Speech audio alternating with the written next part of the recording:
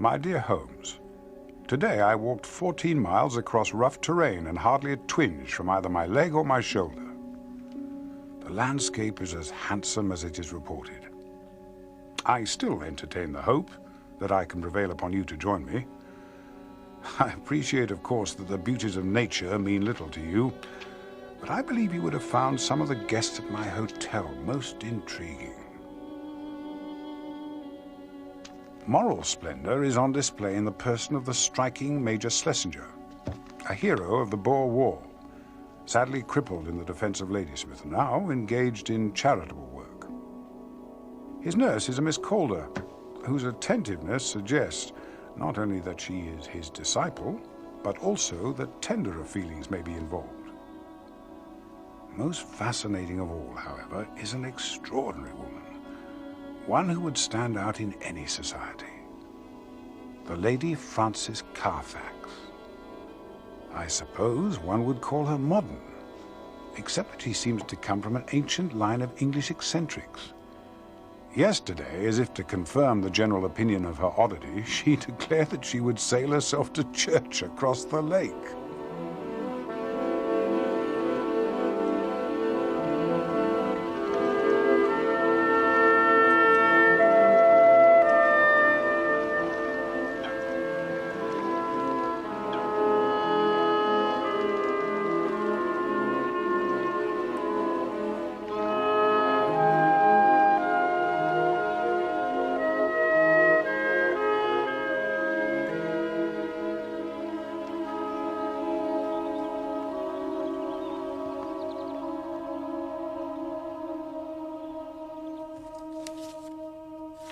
There was much speculation in the hotel carriage as we traveled towards the charming little lakeside chapel about whether Lady Frances would be as good as her word.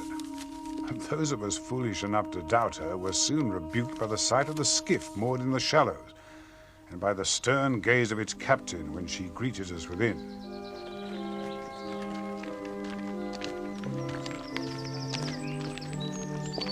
Surprisingly jolly sermon, Vicar. Laughed like a cat.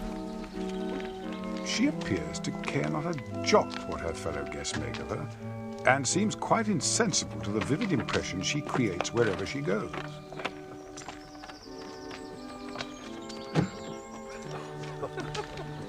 We were all amused, certainly, at the sight of her trying to board the skiff, but since she had accomplished the outward journey with such skill, we had no reason to suppose that her return voyage would present her with any greater difficulty, or that it would end in the way that it did.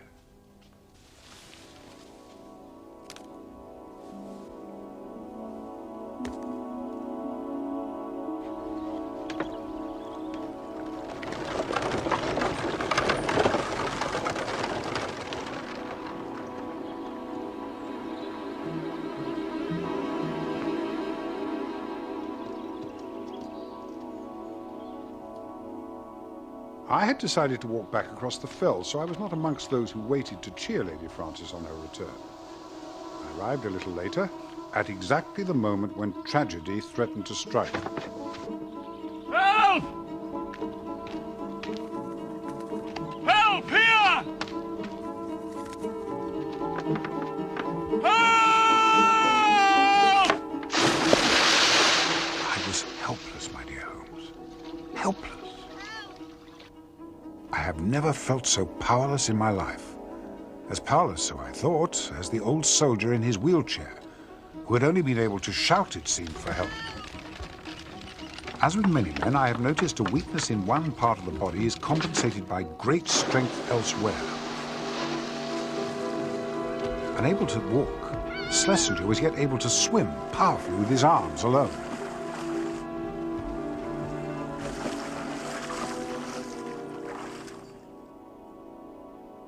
Reinforcements arrived in due course from the hotel, and tragedy was happily averted. Now all parties are recovered, it is reported that the Lady Frances is resentful of her rescue, as if her suffragette principles had been somehow compromised. All agree, at any rate, that Major Schlesinger is the hero of the hour.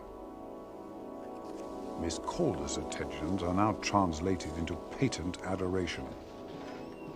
No doubt further praise will be in order when he lectures on his missionary activities at the hotel tomorrow. He is, by the way, the British representative of the Mission Church of Christ the Healer, whose theatre of works is the High Andes of Peru.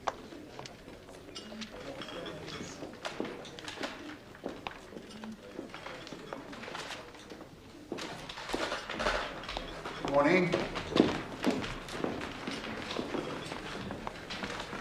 Major Schlesinger is avoiding me. The poor man is embarrassed by his own heroism. Perhaps he now thinks I'm obliged to contribute to his work. Men have such extraordinary weaknesses. Don't you think? Hmm? Oh, hi. Yes, certainly. You do, of course, I agree. Would you care to take a turn by the lake, Doctor?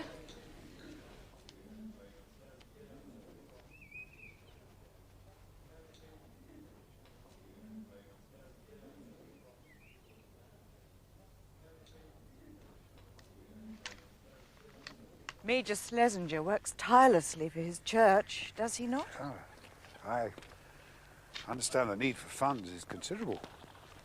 He's lecturing on his cause tomorrow here in the hotel, hoping to raise some money. He'll do well. The local matronage will happily part with half a guinea each for the company of such a man, albeit in public. Do I shock you? Not at all. I shock my brother. As the Earl of Rufton, I think he feels it is his duty to be shocked. Oh, it's very beautiful here, isn't it? I spent every summer of my childhood here by this lake.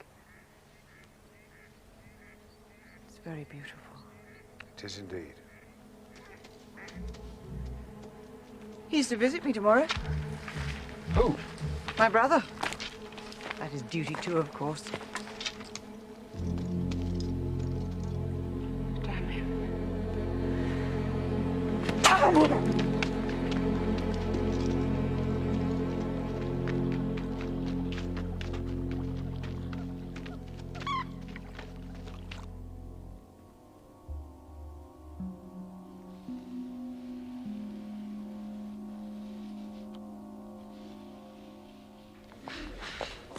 Ah, Lady Frances. What a pleasant surprise. I must confess that her behavior continues to fascinate me. I grant that her reaction to this unknown horseman was extreme, but many of her reactions are. Had she known him, I wonder? What lies in her past to prompt this fear of him? In looking for an explanation, I am placing some hopes in the visit we expect this afternoon from her brother, the Earl of Rufton. By all accounts, his oddities are of an entirely different order from those of his sister. Where she flouts convention, he has raised the conventions of a former era to the status of a faith. As for myself, I notice an increasing indifference to the natural beauty which lies about me. My thoughts return constantly to the Lady Frances. There is something about her life which prompts my sympathy, some unhappiness I can sense, which I would dearly like to dispel. It is to be hoped that her spirits will be lifted by her brother's visit, for she remains subdued from yesterday's strange encounter. Who is he, Holmes? Why does he not wish to make himself known?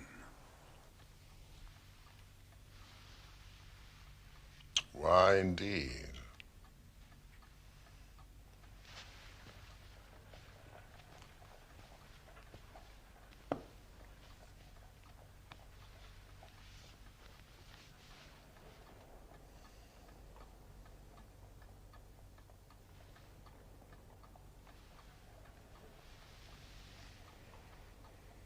Watson, you're a brick. I came here, Fanny, to see how you were, not to be lectured. It's not a lecture, it's a request. Sounds like a lecture. It's quite simple. I need some money. Just like that. I suppose you've been overdoing it again, haven't you? I do not overdo it, John. If I have ever overspent the wretched allowance you give me, it's because someone has been in need. Oh, yes, your famous heart of gold.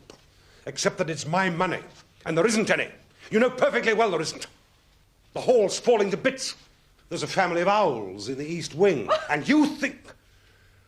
What is it this time? Helping penniless poets in Islington?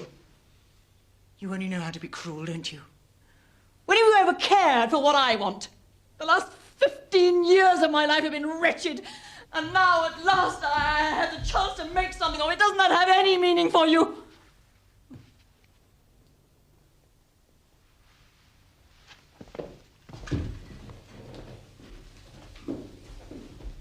Good afternoon. The difference it makes is that I haven't been being told what to do. You know I loathe it. Trouble is, you won't even take advice, will you? You've been offered everything. You've turned it all down. What have I been offered? Marriage. Good marriages.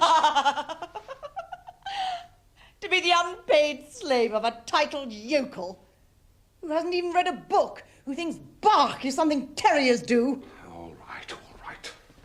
What have you got against me doing this? What? I want to get out of this miserable mess my life is in.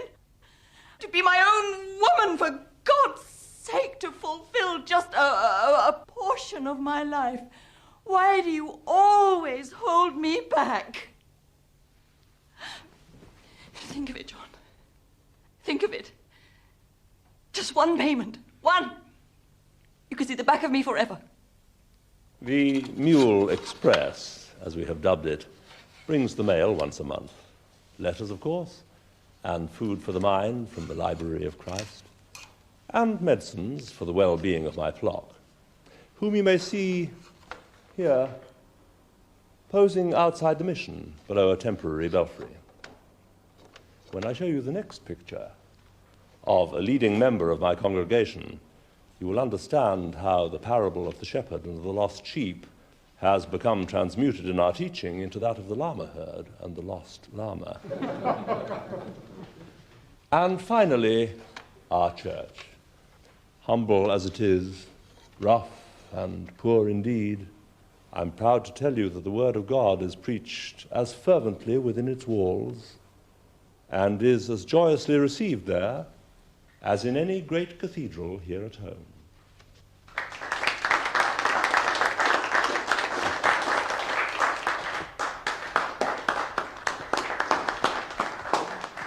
Thank you, as inspiring as I predicted. I regret to say that the rigors of his itinerary press hard upon Major Schlesinger, who will shortly be departing for Whitehaven. We shall be taking up a collection on behalf of his estimable mission, of course. What do you mean? I mean that the remedy lies in your own hands. How? You know how. If you're really serious, you know what to do, damn it. I'm sick of you coming to me with these crackpot notions. You know my responsibilities. If you hadn't thrown away all your chances, you wouldn't be in this position now. Well, I've had enough. You know what you have to do. Grow up and do it. My last resort. My very last resort. How can you suggest it? Room! Room! Where the devil are you?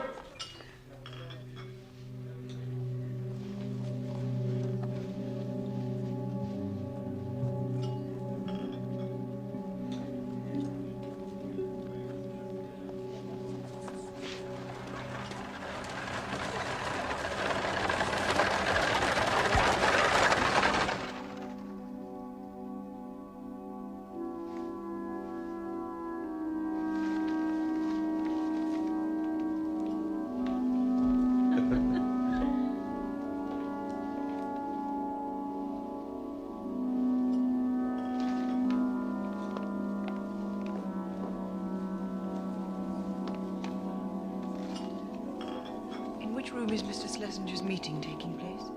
I am afraid the meeting finished half an hour ago, madam. Mr. Schlesinger will have left for Whitehaven by now. Oh, yes. Yes, I'd forgotten. Thank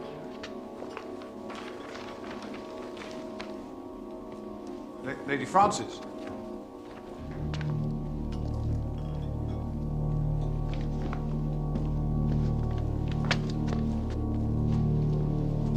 Leave me alone! Excuse me. You, sir!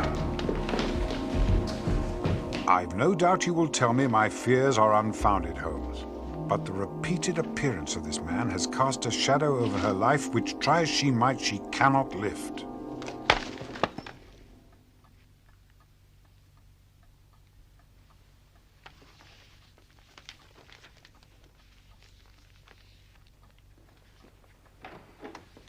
Evening paper, Mr. Holmes.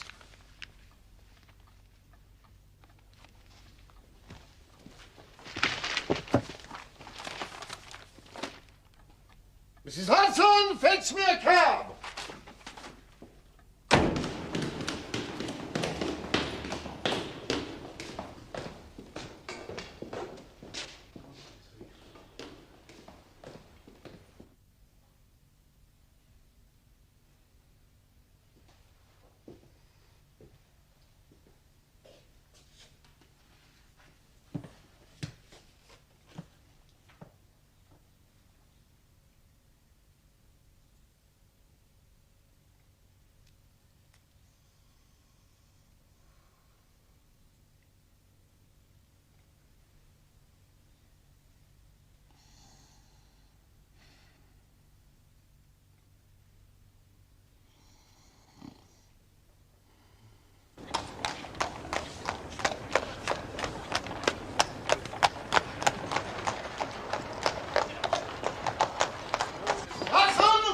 As soon as the telegraph office is open. To Dr. John Watson, Lake Hotel, Felmere, Cumberland. But Mr. Holmes... I shall not be here, Mrs. Hudson. Dr. Watson! I shall be on the 8:17 out of Euston. Dr. Watson! My cab awaits you downstairs. Read. Mr. Holmes... Read. Grave danger, Lady Frances, stop. Never let from sight, stop. On my way, Holmes. How long has this been here?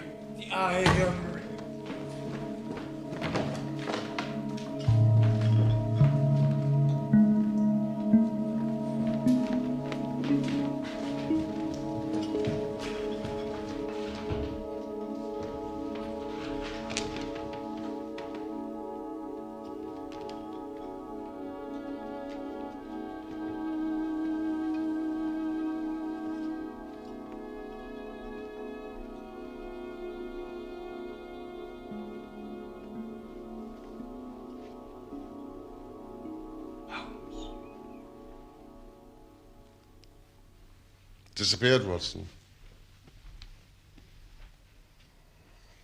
Disappeared. Did Lady Frances pay her bill? No, sir. Did she order any transport? No, sir. She took none of her luggage. We think not, sir. Where's Mr. Holmes? Nothing yet, Holmes. I'm beginning to fear the worst. I blame myself. I knew I should have pursued that fellow. It is a possibility. What is? Do you not see it is most conspicuous? What? The skiff, Watson, the sailing skiff. It's not here. Precisely. It is possible that there lies the Lady Frances Carfax silent rotor Allenside. It is the nearest railhead, as you know. You don't mean that this fellow abducted her by boat? Silk. It is one of the three more likely possibilities. Best French single. Dove grey. She had a grey silk shawl. Oh, that will tell us nothing more. What are the three possibilities, Holmes? But what did she usually wear, the shawl? Oh, her outside clothes. The three possibilities. She may have run away with an intended abductor. He may have abducted her by boat, as you suggest, or by some other means. She may, considering her emotional condition, have been deceived into going with him. I can hardly believe that. She was terrified of him, believe me. I believe you. Yes. A stray chicken in the world of foxes. Once she's gobbled up, she's hardly missed. Come, Watson. Our horses should be saddled by now. Horses? I have been somewhat extravagant in my choice of mounts. But delay must be dangerous in this matter. We should be at Rafton Hall at dusk.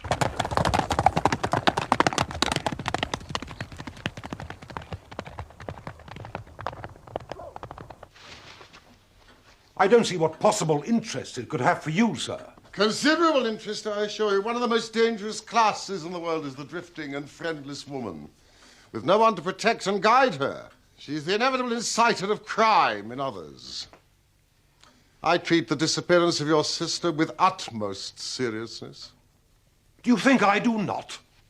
I'm merely suggesting that it is frivolous to keep from me the substance of your quarrel. It was, after all, this quarrel which immediately preceded her disappearance. Might it have something to do with the drunken poet she once knew? What? I understand from my colleague that she may have seen him recently.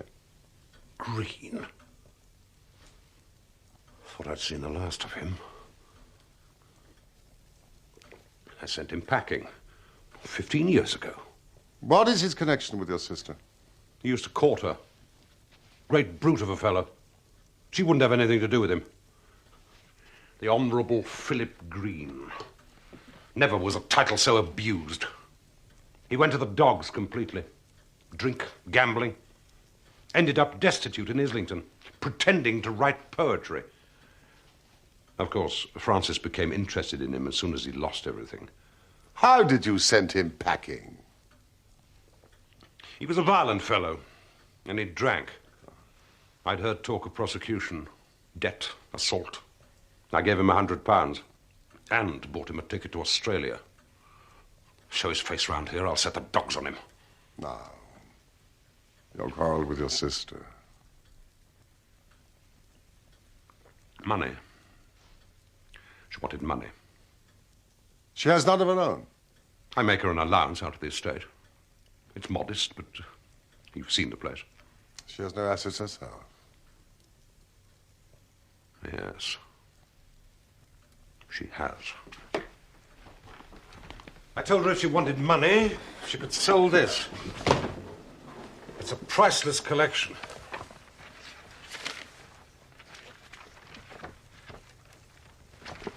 That was designed for the French royal family by Fragonard.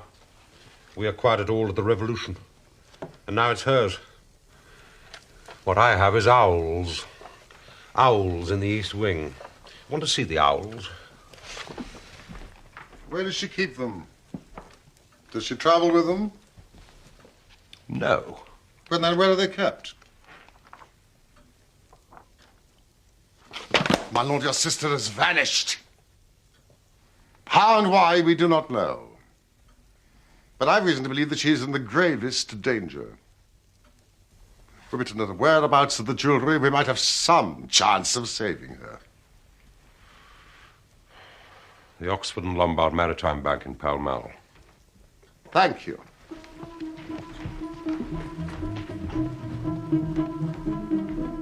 The Oxford and Lombard Bank opens its doors in 12 hours.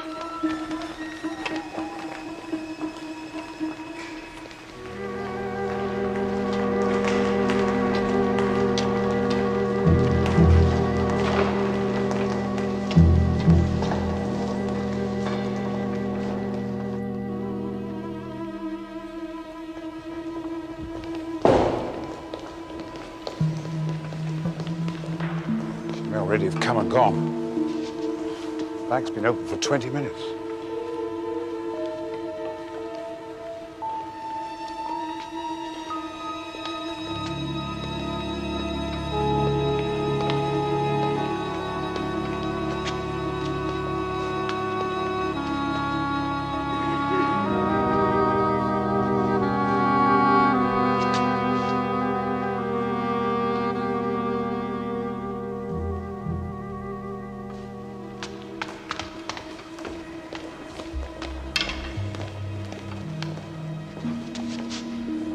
Quite blind, Holmes. I had the evidence in the palm of my hand. If anything's happened... Calm yourself, my dear friend.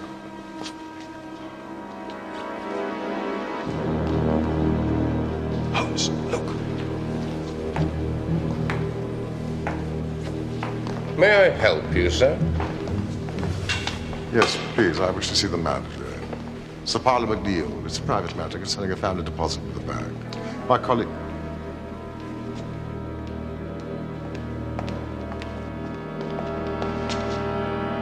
Watson! You, sir. My son? You, sir. What have you done with the Lady Frances Carfax? I insist upon an answer.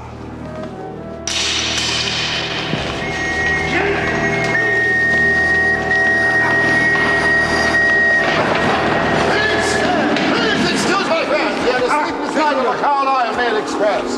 No, Watson! Please! Please!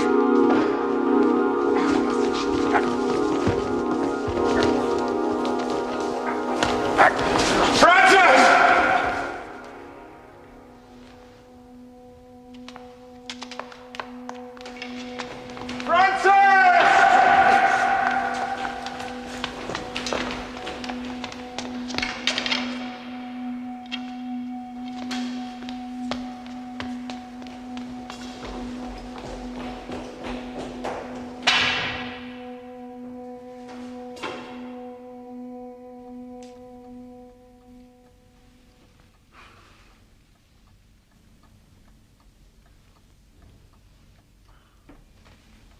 I blame myself.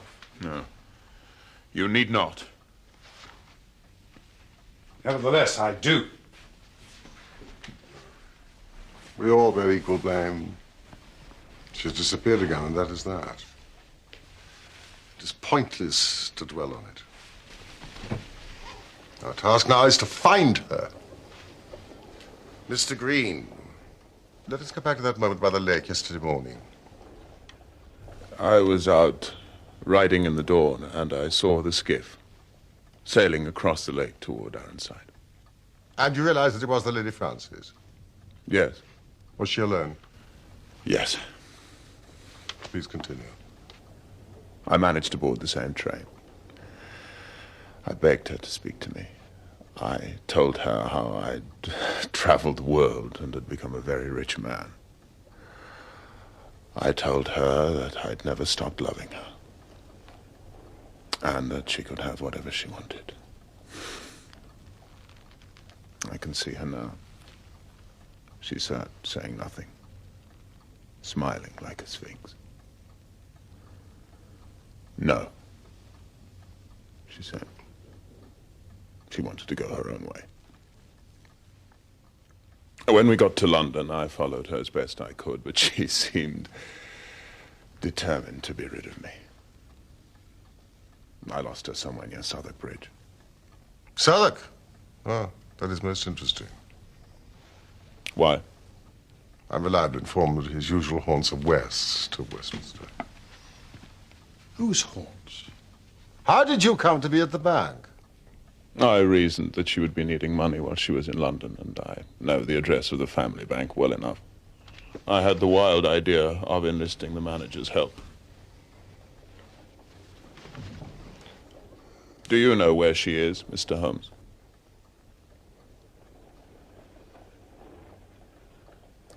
No, I do not. Where do you think she is? I believe that through our efforts to save her, we have driven her into the hands of her worst enemy. But we saw her free. My dear Watson, a person may walk over the edge of a cliff because they've been invited to gaze at the moon. Her eyes may be open, but she is, I believe, at this moment, walking into mortal danger.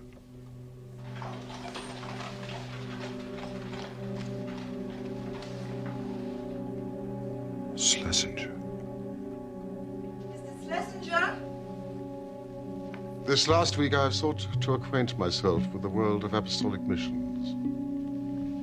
I have also made a search of the records at Scotland Yard. Schlesinger is also known as the Reverend Joseph Covington, Amos Callow, the Dean of Maseru, and Edmund, the Bishop of Lima. His real name, in fact, is Peters. He's a confidence trickster, known at Scotland Yard with the uninspired logic of that place as Holy Peters. What is not just suspected, but incontrovertible nonetheless, is that he is a murderer. Peter's speciality is the beguiling of single women with private means by playing on their religious and charitable feelings. Helena Rosenblum had been engaged in charitable work for 10 years when she met Schlesinger. He inspired her to devote her energies to a new mission in the Andes. Miss Rosenblum changed her will, said goodbye to her former life, and boarded the SS Almeria at Glasgow, bound for South America. She was lost overboard the first night at sea. The SS Almeria docked at Liverpool for the family to retrieve her effects. Schlesinger also disembarked. He went aground to the Lake District, where he met his next intended victim, the Lady Frances Carfax.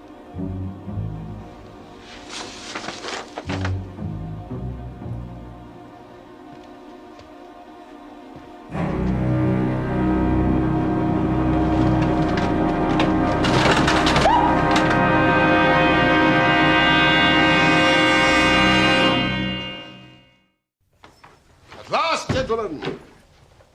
At last. Where was it pawned? Riley's of Stockwell. It was, by my calculation, the 27th shop I tried.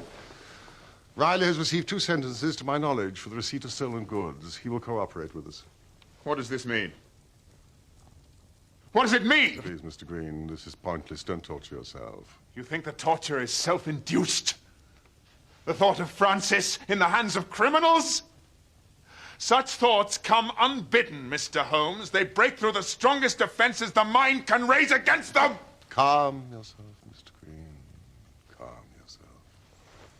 If she's still innocent of Schlesinger's true identity, she may well be safe for a time. And if not? Then it is clear that he cannot let her loose without his own destruction. Now we must continue to hope that he remains ignorant of who he is. 15 years. I knew I could never come back until I'd made something of myself. Perhaps it was foolish of me to think that she would look kindly on me after all these years, but I was ridiculously encouraged by the fact that she was not married. And now my stupidity has driven her into the arms of a murderer. What can I do? Is there nothing I can do? Doesn't you know you by sight? No. Ah, well, then there is something that you can do. But it will demand great patience. I have waited for 15 years, Mr. Holmes. Schlesinger's had a fair price for the jewelry, no questions asked. He will almost certainly return to Riley's shop. The Rosenblums have challenged the will. Now give this note to Riley. He will let you wait at the shop. It may be a long wait, but you must possess your soul in patience. And above all, no violence.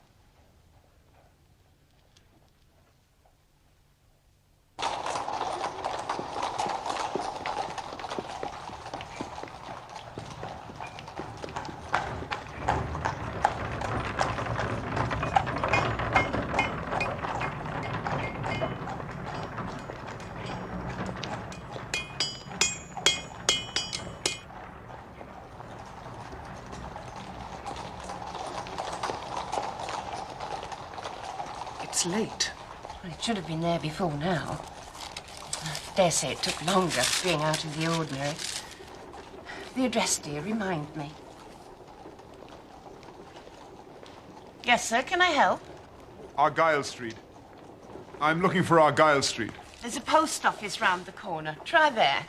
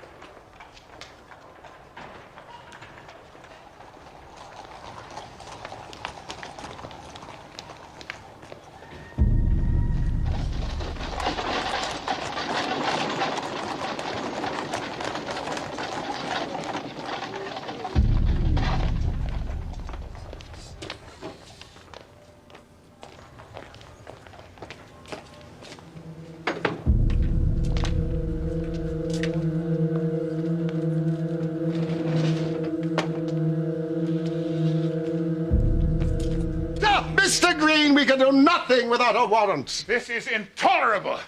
Until we have some wretched signature on a piece of paper, we can do nothing. Meanwhile, these fiends can do with her what they will. Are you certain that you told me every detail? Every detail, I promise. Then take this note to Scotland Yard. They will understand the urgency of it. And I'm to wait there for the warrant. You will not get it today. What? Some delay is inevitable. A magistrate must be found. The process of the law can be encouraged but not goaded. Tomorrow may be too late, for God's sake. Mr. Green, everything that can be done will be done. Go! Tomorrow may indeed be too late. I'm well aware of it. Arm yourself, Watson. We are, as usual, the irregulars and must take our luck together, as we have occasionally done in the past.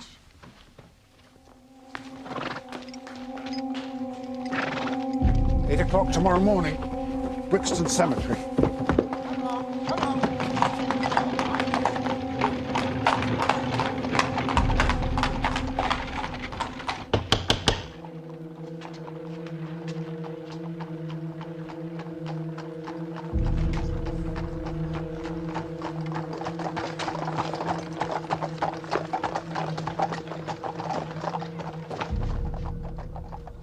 I fancy that you've been misdirected, sir. Possibly if you tried further down the street. That will do. We have no time to waste. You are Henry Peters, late Major Albert Schlesinger, veteran of the Boer War. Your further aliases I will not bore you by repeating. And what is your name? Sherlock Holmes. My friend and companion, I think you know. The house will shortly be under police observation until a warrant is prepared authorizing a search of the premises. Your name does not frighten me, Mr. Holmes. I have nothing to hide. What is your business? I'm looking for the Lady Frances Carfax. I'm delighted to hear it. If anyone can find her, I imagine you can. Perhaps you'd be so good as to tell me when you do. I've a note against her for nearly £100, and nothing to show for it but a couple of trumpery pendants that the dealer would hardly look at. The woman's a leech. How dare you, sir? You imposed upon us as a man crippled in a military action. You are a fraud. Oh, it may not have been a military action to satisfy your standards of slaughter, Doctor, but it was enough for me. I salute your powers of improvisation, sir, and your effrontery, but it will not do. Oh, I'm perfectly serious. You find her, and I'm your debtor. I mean to go through this house until I do. You have a warrant? This will serve until a better one comes. Why, you're a common burglar. And my friend is a dangerous ruffian. Together we mean to go through your house. I'm in no position to stop you. Search where you will. I have nothing to hide. Where is the coffin that you had brought into this house? That is none of your business. I repeat, where? Is it not enough that you force your way into my home? That you threaten me at gunpoint? Must you also now invade the peace of the dead? where? I shall not tell you. Hold him here, Watson.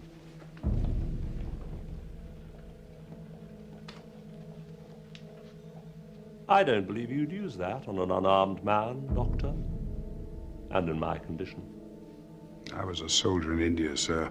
I've shot nobler creatures than you. Lights, Watson, lights! I thought I smelled formaldehyde and astringent.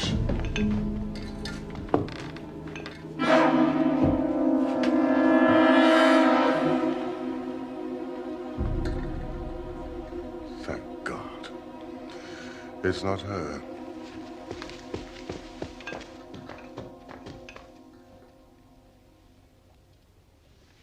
Get them out. You have violated the peace of the dead. You will now leave. Who is she? Get them out. Her name is Rose Spender. Get them out! She is my wife's old nurse. She's been with the family for half a century. She died 2 days ago. We are to bury her tomorrow morning. Now get out, before I ask the police you have summoned to my home to come in and throw you out.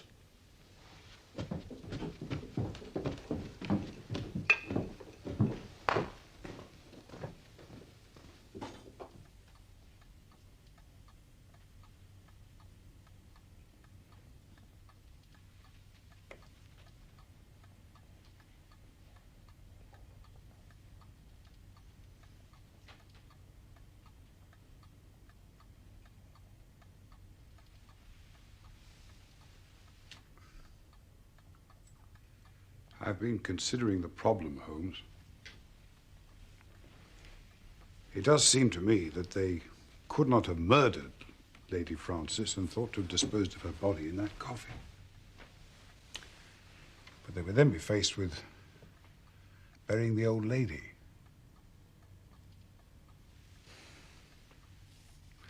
It may be that this burial has no connection with Lady Frances's disappearance after all. I mean, she was, as you know, the most unpredictable creature. It may be that she had second thoughts about Schlesinger. She may even have had some inkling of the kind of man we believe him to be and removed herself from the house. He was, after all, happy to let us search it. What do you think?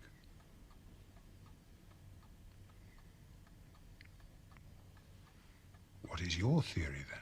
I have none.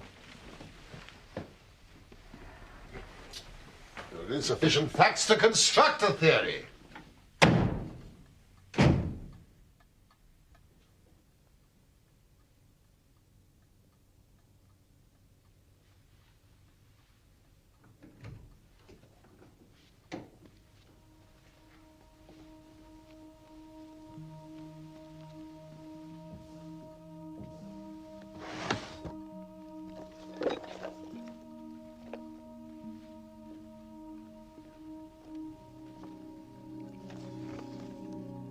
There's something you've overlooked.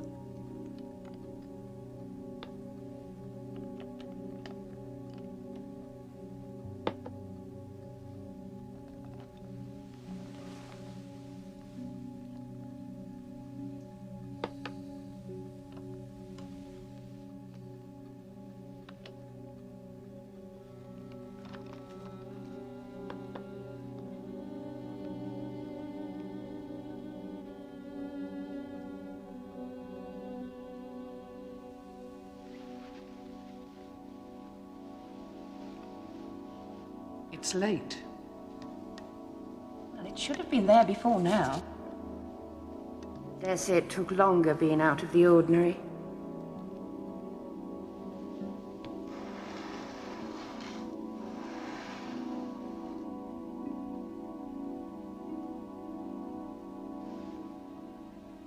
What has happened to any brains that God has given me? Watson! Quick, man! It's life or death. 100 chances on death and 1 on life.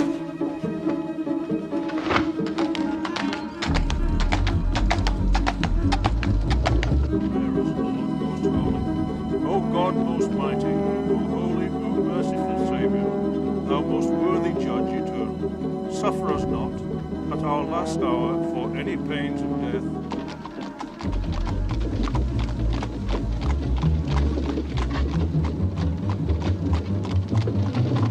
And never continueth in one stay. In the midst of life we are in death. Of whom may we seek for succor, but of thee, O Lord, who for our sins art justly displeased. Yet, O Lord God, most holy, forasmuch as it hath pleased Almighty God of his great mercy to take unto himself the soul of our dear sister here departed, we therefore commit her body to the ground.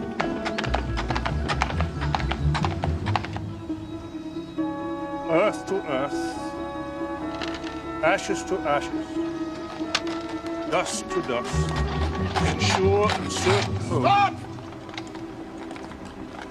Raise that coffin! What the devil do you mean by this sacrilege? Murder, sir! Murder is what I mean. Why such a deep coffin for such a small old lady?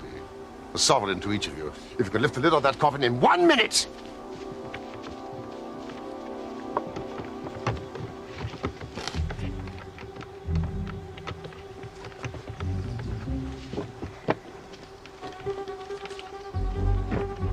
Watson!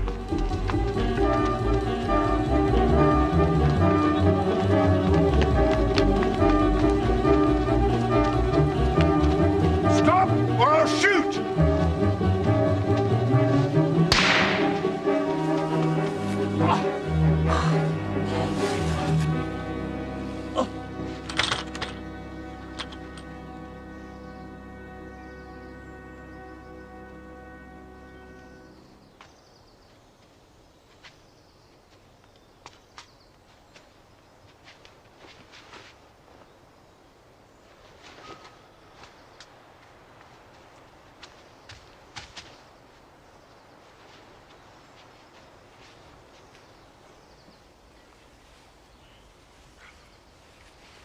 Chloroform.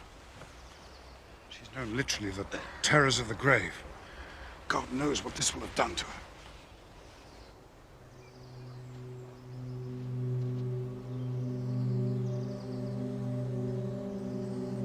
her. I failed.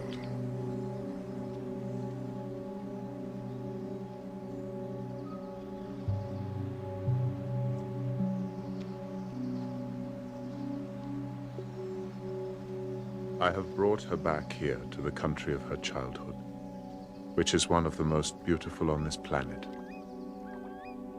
There has been a great improvement as a result.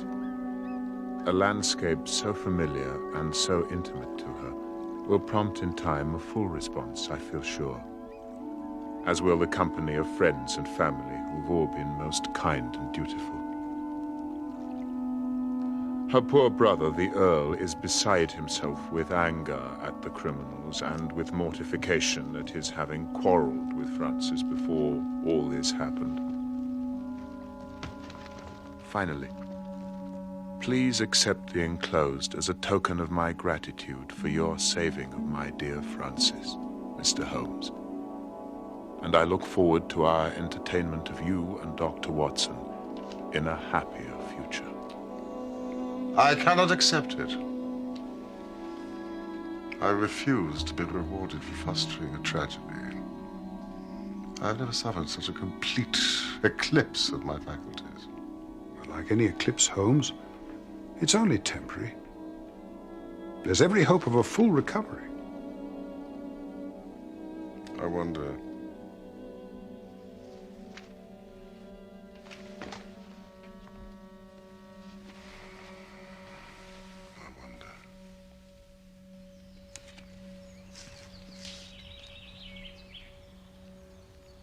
Francis?